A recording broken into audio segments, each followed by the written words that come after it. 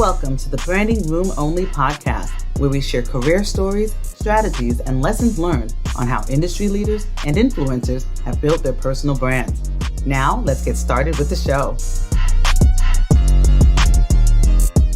Hi all, it's Paula Edgar. Before we dive into today's conversation, I want to set the stage for what was a truly inspiring dialogue. My guest today, Sharon Bowen, is a pioneering force whose journey is a testament to the power of resilience, authenticity, and service. From making history as the first woman and person of color to chair the New York Stock Exchange, to shaping policy and mentoring future leaders, Sharon has broken barriers across sectors. But beyond her remarkable professional achievements, she embodies the essence of what it means to build a meaningful personal brand, one rooted in integrity, relationships, and a deep commitment to giving back. In our conversation today, we'll explore how she's navigated her trailblazing career, the importance of mentorship, and what it really means to live authentically in a world that's often anything but. Sharon's story is not just one of success, it's a blueprint for anyone looking to make an impact and leave a lasting legacy. So let's get started. Hi, everyone. It's Paula Edgar, your host of Branding Room Only, and I am beyond excited for my conversation today. Guess who I have on the podcast? Commissioner Sharon Bowen. She is the chair of the New York Stock Exchange, the first woman or person of color to hold that position. She was the first African-American to be appointed as commissioner of the U.S. Commodity Futures Trading Commission, serving from 2014 to 2017, and was vice chair and acting chair of the Securities Investor Protection Corporation from 2010 to 2014. Her groundbreaking career includes 3 decades working in corporate and transactional law, and Sharon serves on the boards of Intercontinental Exchange Incorporated, Neuberger Berman Group LLC, and Akamai Technologies Incorporated. Sharon, welcome to the Branding Room. It's so great to see you and to be here today. Thanks so much for having me. Thanks for being here. Let's jump in. So I ask everybody on the podcast this question. What does a personal brand mean to you? How would you define it?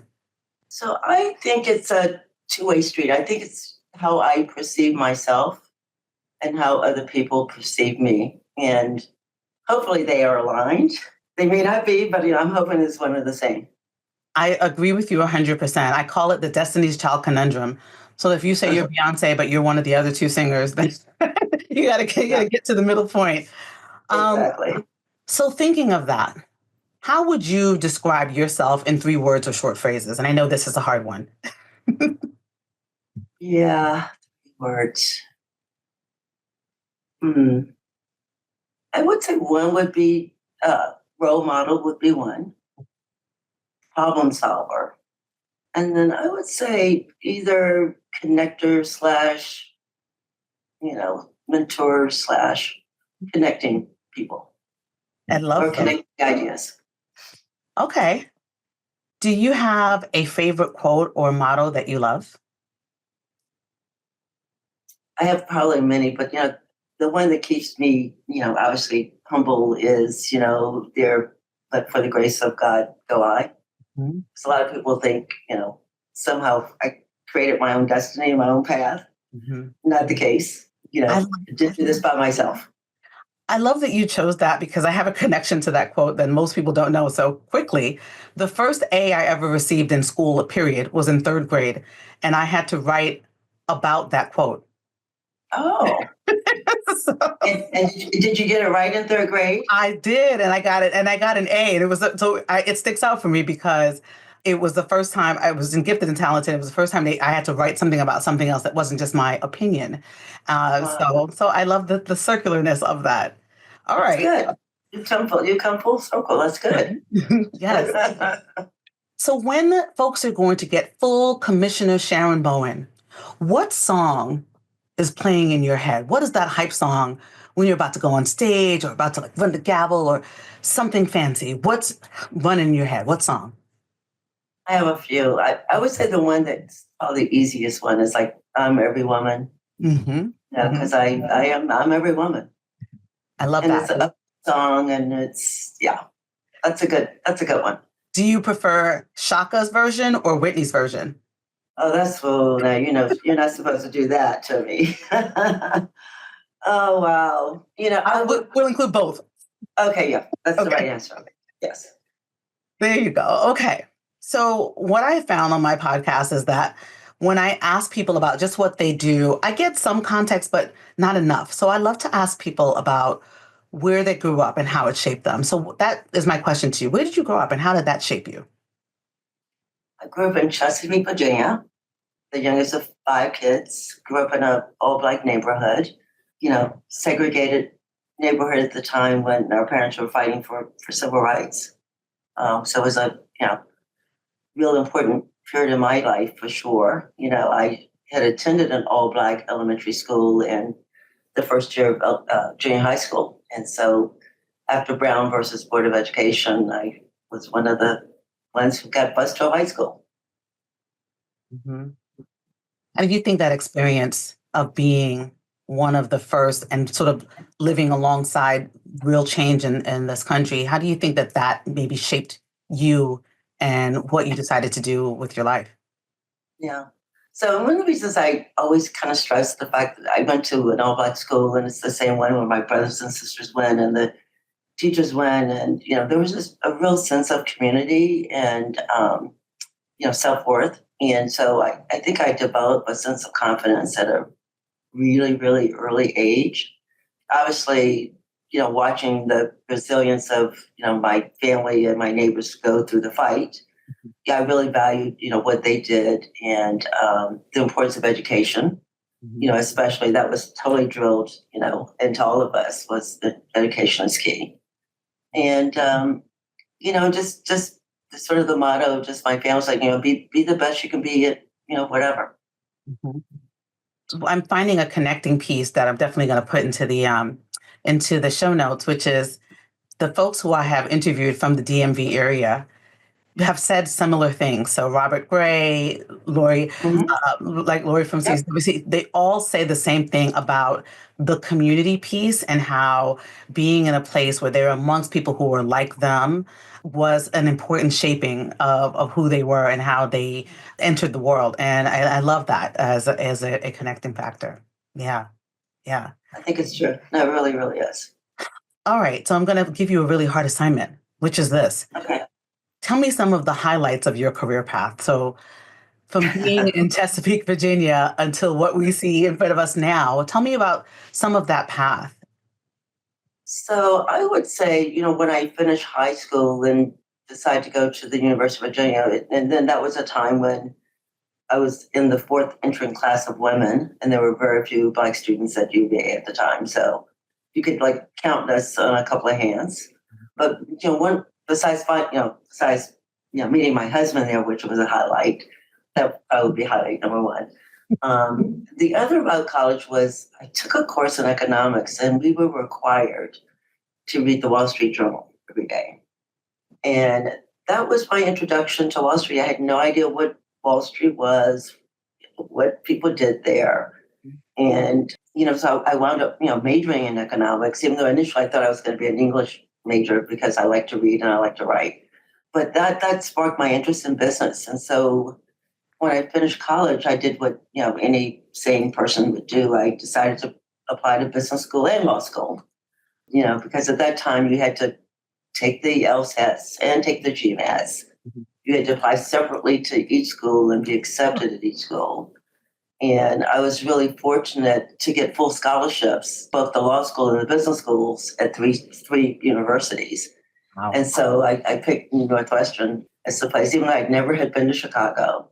And University of Chicago was one of the other schools, where I was offered a full scholarship.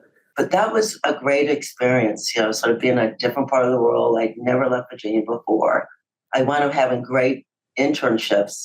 I spent the summer at Goldman Sachs here on Wall Street. And, in fact, I tell people I've come kind of full circle because from that summer, I actually came to the New York Stock Exchange and Wow. spent the day with one of the floor specialists. And this is, in the day when there were actually people on the exchange and, people wore different colored jackets and orders were written on pieces of paper. Mhm. So very, hectic, vibrant place. And, little did I know to come full circle to walk in the door in a different kind of way today. So I would say that really kind of cemented my interest in the market. So I knew I was going to come to New York, and Mhm. as you know, I started my practice at Davis Polk and Wardwell, and Loved it there, and then moved on to Latham and Watkins as a fifth year, and then became a partner, the first Black woman partner at Latham, and left my practice, which a lot of people say they don't know many lawyers who actually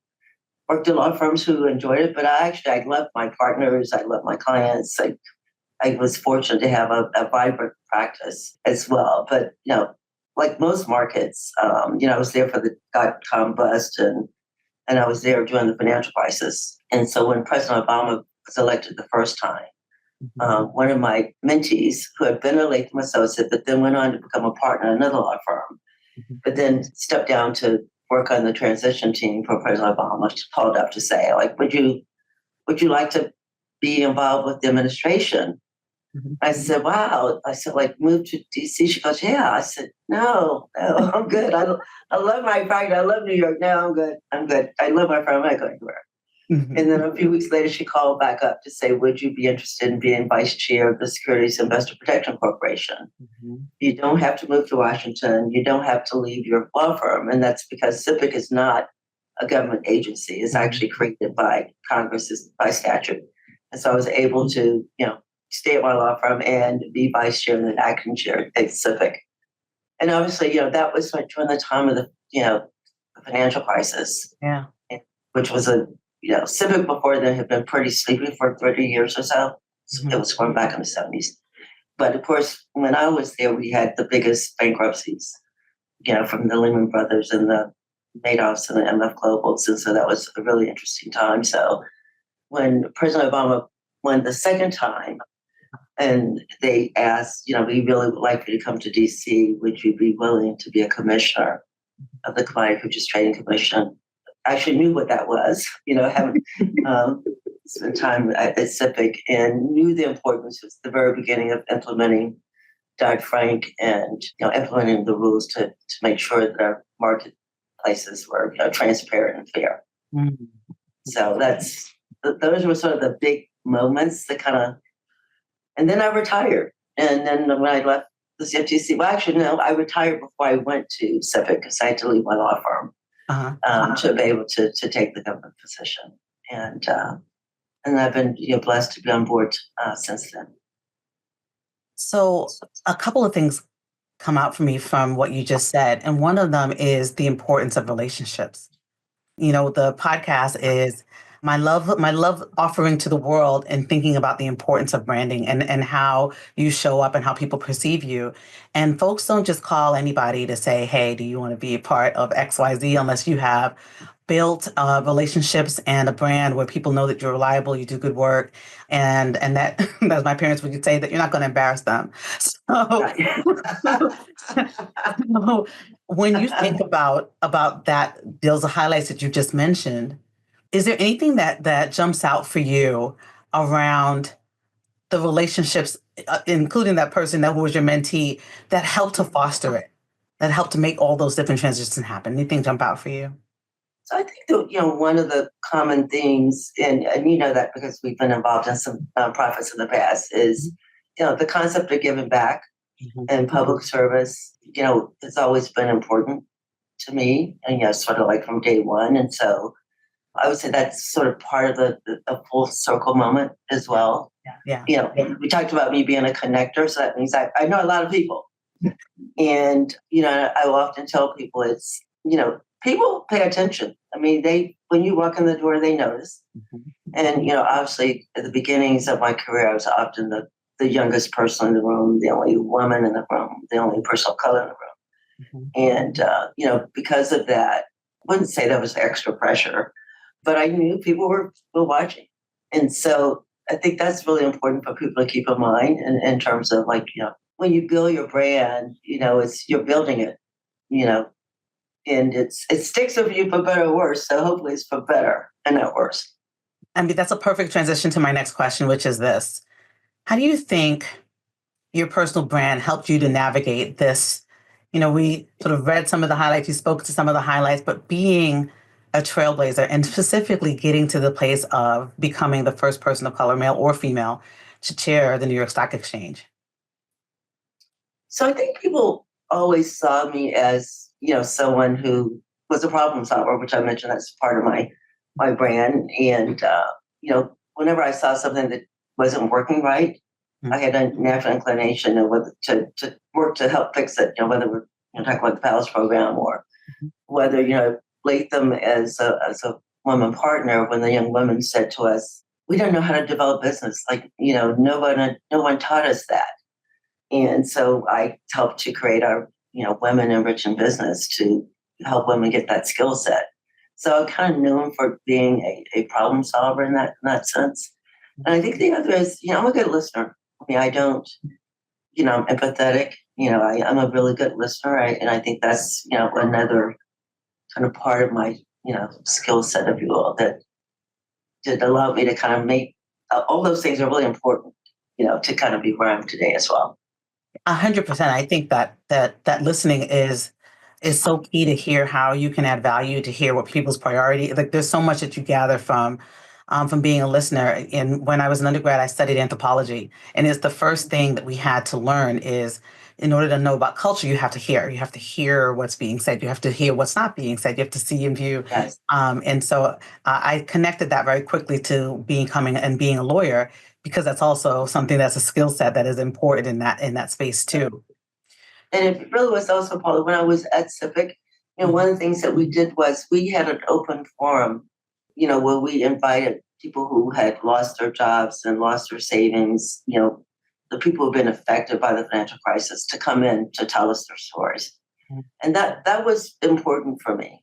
And it made me a better regulator because of it. And I think, from that experience at Civic, when I kind of walked in the door as a commissioner, I even told people during my confirmation hearing, I wanted to be, the voice of the voiceless, the people who didn't create the crisis, but didn't have a seat at the table.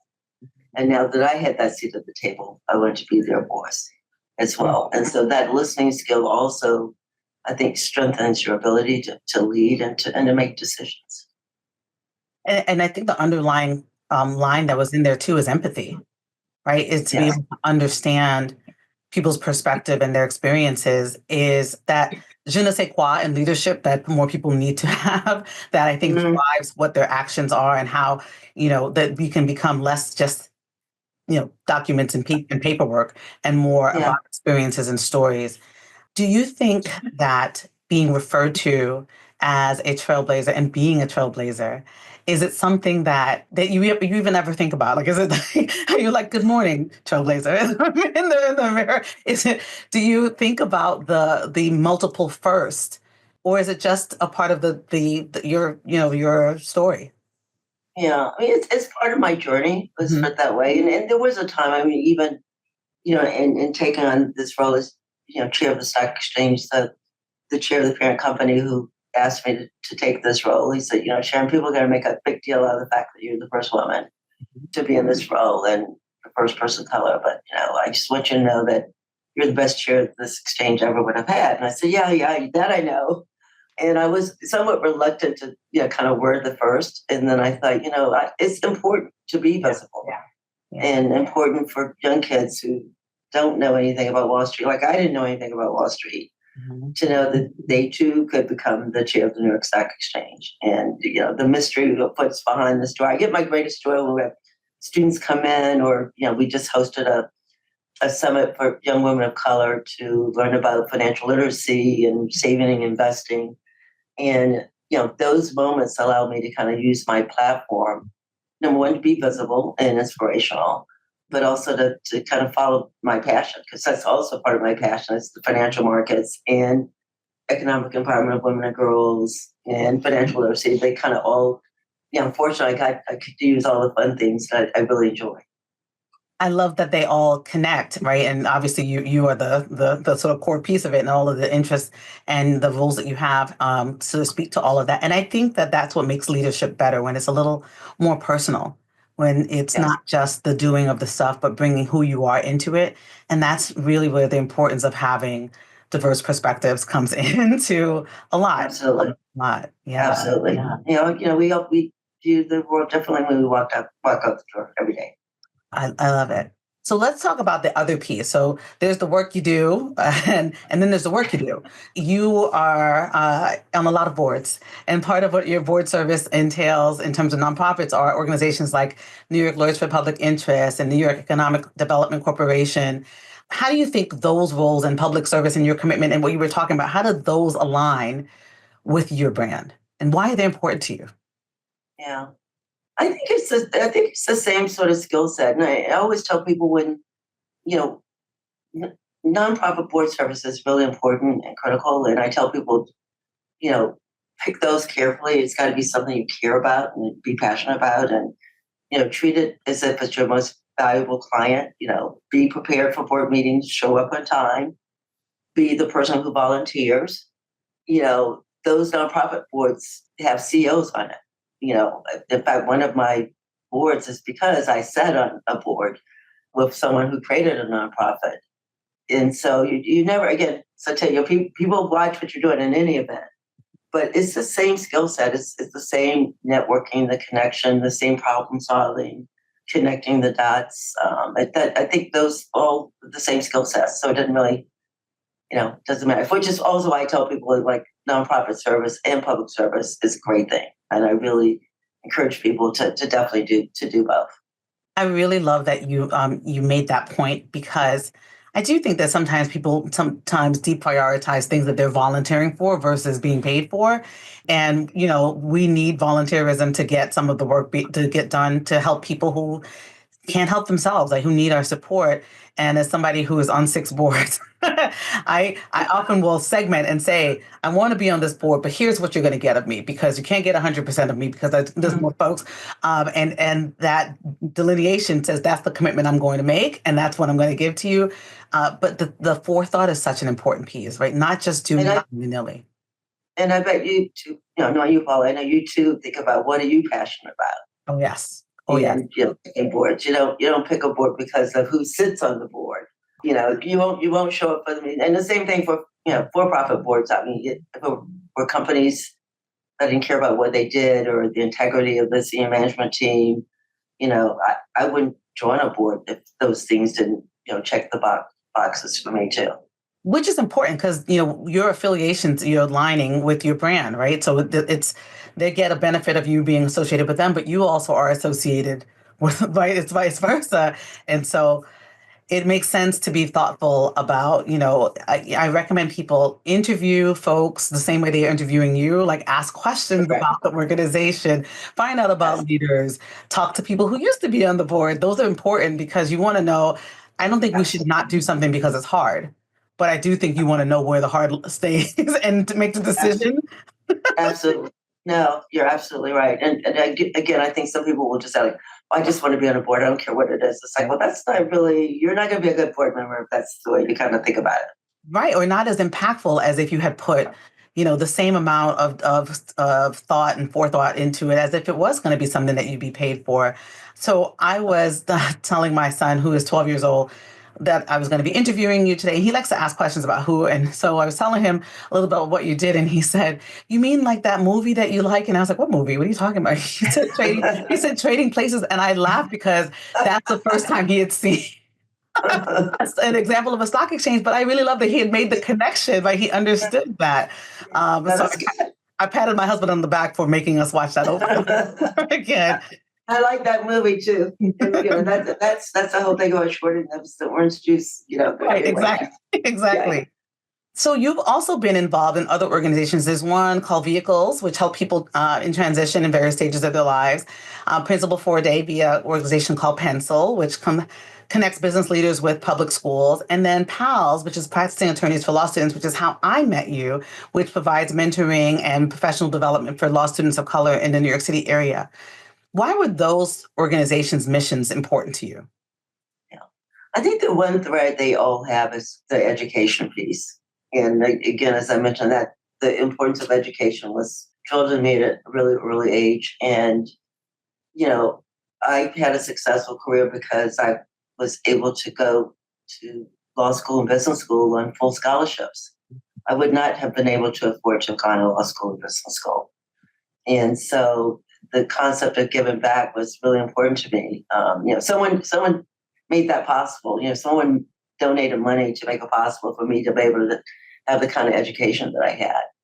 And I kind of knew at a pretty early age that one of my passions would be education and working with students, working with adults.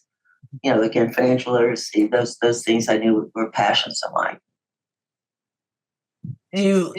I was thinking about what you said and how you said it. Does it connect that sort of that to whom much has been given, much as it is required, right? That piece.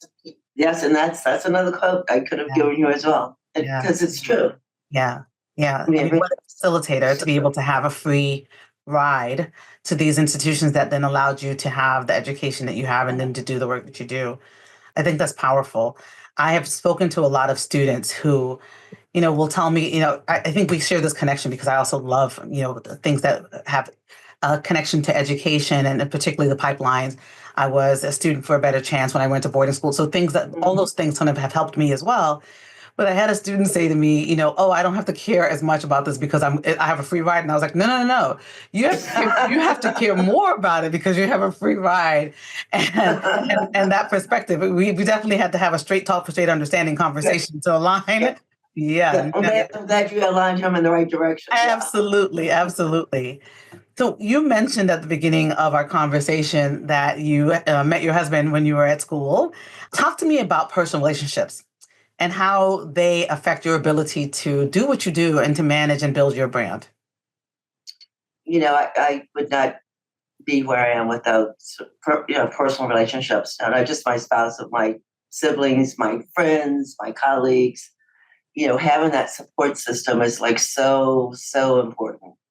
I mean, you may remember when we started Pals. A part of Pals part of it was like, we don't want to be the only Black people on Wall Street lawyers. We want to make sure there's a pipeline. So how can we solve for that? How can we convince Black students at law schools here in New York to think about Wall Street firms? And how do you really kind of solve for those kinds of things? So relationships really, I would say that's the backbone of kind of not only who I am, but it really has everything to do with my success, to be honest with you.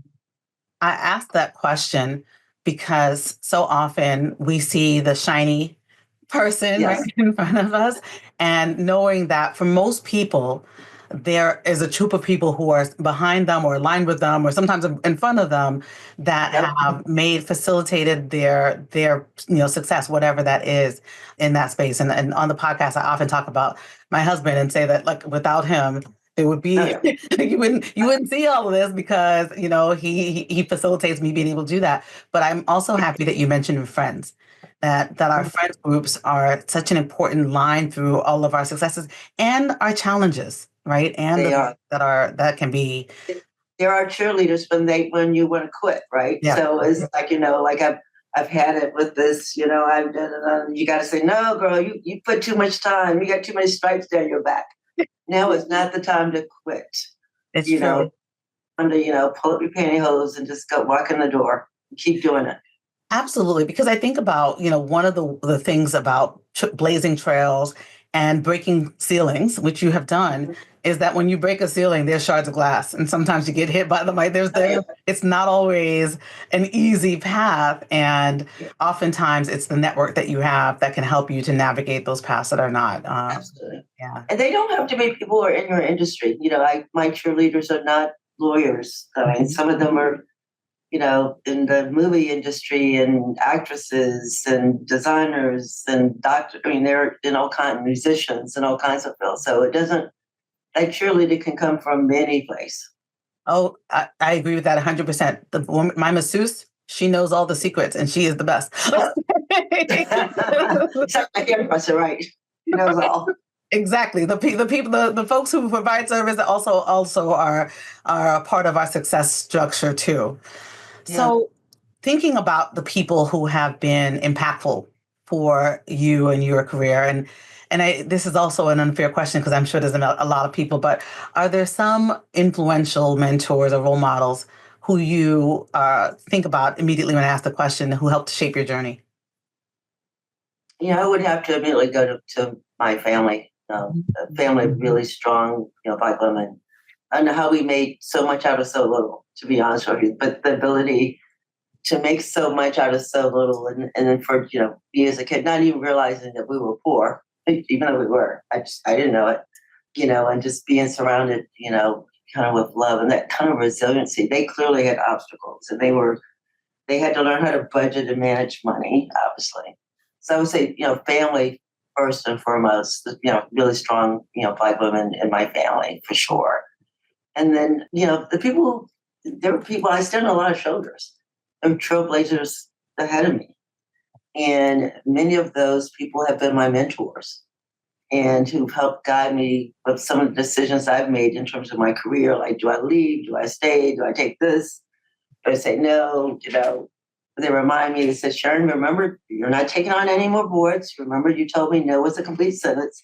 The people who remind you and who know you best. So, the people who've done it before, and particularly those who sort of give back, and there are a lot of them. I mean, most people on whose shoulders I stand have all been tremendous friends and supporters of mine. And I think that that's fantastic to have folks who hold you accountable to the commitments that you made to yourself. Yeah, that too. Yeah, we can overcommit. Yes, yes. One of my mentors is a senior attorney, and she reminded me of who I said I wanted to be. And I remember we had a Oh, conversation, and she said, "Every role you take, is this in alignment with who you said you wanted to be?" And it has been every single time I'm like, oh, nope, that's not, or it is. And it helps me to go forward. And it reminds me of a conversation that I had. I had the opportunity to do a fireside chat years ago with Dick Parsons. And he yeah. talked about that people ask him about the people who mentored him, but that he got a lot from the people who he mentored, that reverse mentorship. And it sat with me because he's like, I'm learning from you right now. And I love thinking about that growth mindset, right? That even though you are, standing on the shoulders, but you still continue to learn. And In fact, Dick was a great mentor and friend, and just still mourning his loss, obviously, and also a neighbor, living a block away. Yeah, he and Laura are definitely special people. yeah, yes, yeah, definitely. Definitely. Really happy to have had the opportunity to talk with him and to learn from him and to share some of those insights. And thinking about the reason I ask about mentorship, right now we're recording during a National Mentoring Month, which is January, even though this is probably not going to post then, but it's such an important piece. And when I, went from being a PAL student, right, and hearing all of you talk about why it was important for us to see you all in your roles and to aspire to be in those roles. And then I went on to be an executive director and thinking about how some of the folks who I know now who are judges and partners and all the fancy things, they were PAL students, right? Right. So that you can see the arc of your intention and then the goal being met over and over and over again. Yes, And it's just so powerful. It really is yes, see that intention show up. And I see that both in the students, but also in the people who started it, right? Like look at you were, on Wall Street talking about what's gonna happen. And then here you are on Wall Street. yeah, yeah. Right, Yeah. right at the corner of Wall and Broad. Yes. Right. Yes, yes. I remember my mother worked in the trade center and I used to come and visit her all the time, but she walked me down to see the bull several times. And when I was Hmm. a kid, and I had no idea what it meant, but I knew it was important. And that thinking about how we model for folks and what they see and what they experience is a huge thing because as I was mentioning before we started, I remember listening to you on a panel when I was a law student, right? And hearing and thinking about who I could be and what I could do, and seeing somebody in that space was such an important part of this. And it's really why I wanted to have you on the podcast so other people could see and hear about your influence and the things that you've done. So, what is something that you would want to say to professionals who are aspiring to follow a similar groundbreaking path as you? Well, first I want to say you make me proud, and I love what you're doing, and what you're doing is really important. And using the media in an effective way to reach as many people, and technology to reach as many people as possible. I think that's really important. So kudos to you. So I guess I did a good job, Yeah. mentoring you. Thank you. And Yes. but I tell people a few things. And one is you alluded to this, I think, with one of your quotes from your mom or whomever from your family. So like, what do you want to be known for? Mhm. Like, do you want to be known as that person who shows up, who's late? The person who gets the job done, or the one who misses every deadline. Mhm. So, you got to decide, and you can make those choices in terms of what person do you want to be when you show up.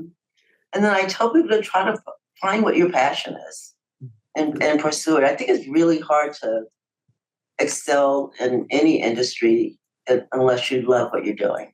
It's kind of hard to fake it. And I think to be really good at it, because it takes a lot of time and a lot of work and a lot of sacrifice. Facts. Hopefully it'll be something you're passionate about.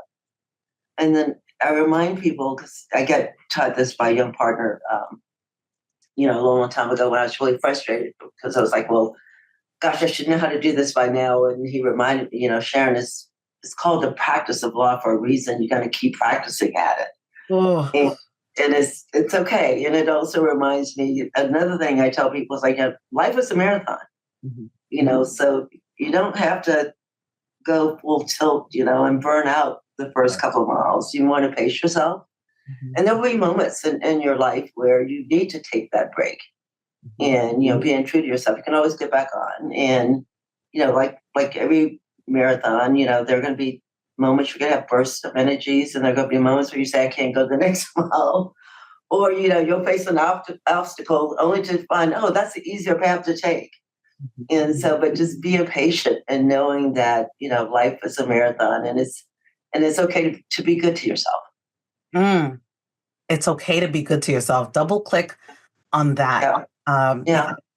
I do think that some of the expectation and perspectives, particularly around Black women and women of color, is to do until you can't, as opposed to fill yourself up so you can do what you're called to do. That resonates very deeply, right? I know. Very, very And you deep. have to remind yourself, because it's easy. I mean, we do, and I know you too have a tendency to overcommit. Yeah. And so that's why you have to surround yourself by people like one here who say no for me. So people say, like, you can't be in 5 places at the same time. Or you can't get from point A to point B in, My personal board of directors, they tell me all the time, does that align with our goal this year? Is that part of our commitment to ourselves? And that's important. And I tell you, your personal board of directors can come from all walks of life, and then they will evolve over time too, which is fine. Yeah. And like you said, sometimes it could be young people. I mean, I've learned so much. Like Dick said, I learned a lot from my mentees. Yes. Yeah. No, my daughter has become one of my mentors. And the flip has been a very interesting one, but seeing the perspective of her being a college sophomore and being at a all women's school, all Black women's school has been, sort of what my dream is, but encompassed in her. I'm like, oh my goodness, look at this experience that you had. And then she teaches me things, although I find it very interesting what they're experiencing right now in life, right? Just in general, to be alive at this time, to be post-pandemic and all these things, they have a lot that's going on for them. So when you think about all of the highlights and some of the challenges and the work that you've done and what you will continue to do, what do you want your legacy to be? What do you want to be remembered for? That's a hard one. I think, hopefully, I would have been a good role model for other people, someone who inspires other people, being known for, helping other people, and I'm always proud when my mentees do well. So hopefully it's being a good mentor and being a good friend. Yeah. I think you've already done that. So that's mission. That's mission accomplished. One of the boards that I'm on is a family foundation, and they're based out of Boston, and their motto is to do what needs to be done. And as I listen to what you were saying, you kind of always go back to that, right? That, and through mentoring, through education, through connection, you do what needs to be done. Yeah. My question for you now is, what about the fun stuff? What do you do for fun? I do the fun stuff all the time. Well, I like food. And thank goodness my husband's a good cook, and we enjoy good wines. He's a sommelier, so that helps. Oh, nice. We like to travel, which is good. I love reading. I like doing nothing too. I'm good at doing nothing. I mean, people don't believe me when I say that, but I can do nothing well. given the chance, but I don't have the chance often. So, like, yeah, this is a good nothing day sometimes. We need those. I'm an Olympian napper. I love to nap. I'm going to gold medal in napping. No, you got to know yourself. You really got to know yourself. In that respect. So, but spending time with friends as well. I mean, that's just going shopping. The fun things, going to movies, going to the shows. For traveling, anything jump out in terms of favorite locations that you travel to? So the one advantage with my husband having been in the wine industry, I always tell people, it's like there's no place in the world where they make wine that's ugly with bad food.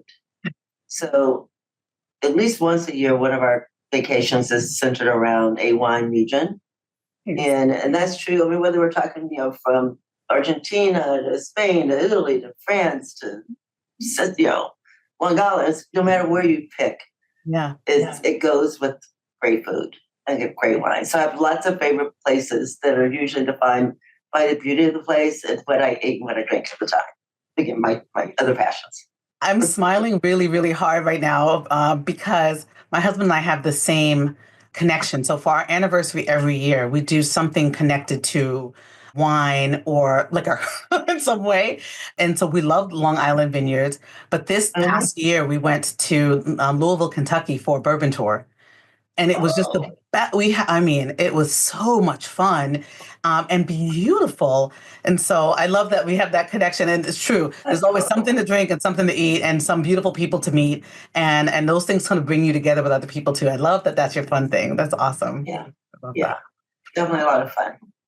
Okay. So my final two questions for you are two things I ask everybody on the podcast. One is this. What is something about your brand that you will never compromise on? Well, definitely integrity would be one of them. Integrity is really important. And then maybe it's because it's the lawyer in me, but just being able to keep, to be a confidant, to keep someone's confidence and to hold those, dearly when someone confides in me. Yeah. That's the thing I would not compromise on. Love that. And integrity is the number one answer on the podcast. And it's a lot of work. Right, it aligns. And I do think that a good, strong brand is the bedrock is integrity, right? Because people need to be able to trust you. And so, great. And then branding room only is a play on the term standing room only because I'm clever.